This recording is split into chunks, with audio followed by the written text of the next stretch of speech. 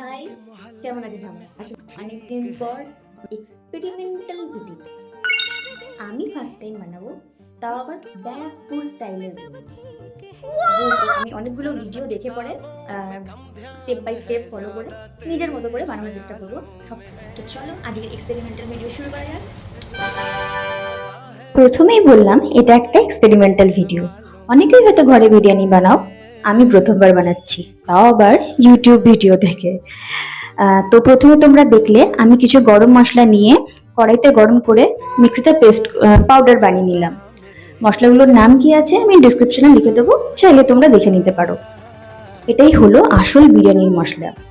একদিকে বিরিয়ানি এবার একদিকে বিরিয়ানির চালটাকে ধুয়ে 80% সেদ্ধ হতে রেখে দিলাম। আর আরেক দিকে বেশ খানিকটা পেঁয়াজ কেটে নিয়ে ঘি আর সাদা তেল দিয়ে লাল লাল করে ভেজে নিলাম। তারপর ওতে জল, নুন, হলুদ, কাশ্মীরি লঙ্কা গুঁড়ো দিয়ে এবং একটু মিঠে আতো আর আদা রসুনের পেস্ট দিয়ে দিলাম। অর্ধেক করে কেটে রাখা আলুগুলো দিয়ে দিলাম। এটাই হচ্ছে বিরিয়ানির, ব্যারাকপুর স্টাইল বিরিয়ানির আসল রহস্য। ওরা এই পেঁয়াজের রসে আলু এবং চিকেন এগুলোকে সেদ্ধ করে, যাতে ফ্লেভারসগুলো খুব ভালো করে আলু এবং চিকেনের মধ্যে ঢুকে যায়। তো আলুগুলো সেদ্ধ হলে তুলে রেখে নিলাম।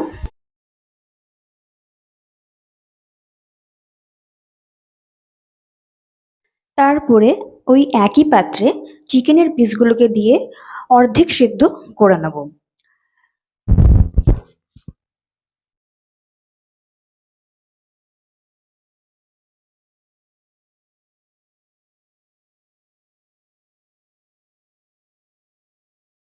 তোমরা চাইলে একটু টক দই দিতে পারো, বাট ওটা অপশনাল।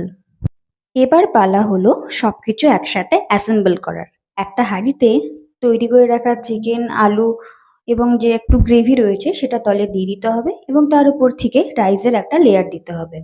তারপর দুধের সাথে একটু খোয়া মিশিয়ে নিয়ে সেটা দিয়ে দিতে হবে। তারপরে রাইসের আরেকটা লেয়ার দিয়ে কালার, কেওড়া জল ও একটু মিঠে আতর মিশিয়ে তার উপর থেকে দিয়ে দিতে হবে। উপর থেকে বিরিয়ানির যে মশলাটা আমরা প্রথমে তৈরি করেছিলাম ফাইনাল লেয়ারে, ওটা দিয়ে দিতে হবে।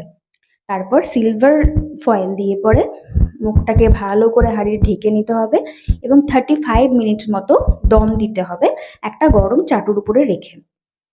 এই এক্সপেরিমেন্ট থেকে একটা জিনিস আমি রিয়েলাইজ করলাম, আমি যে জলটা দিয়েছিলাম সেটা একটু কম দিলে বোধহয় চালগুলো আর একটু ঝুরঝুরে হতো। তবে ব্যাপারটা কিন্তু খেতে মন্দ হয়নি।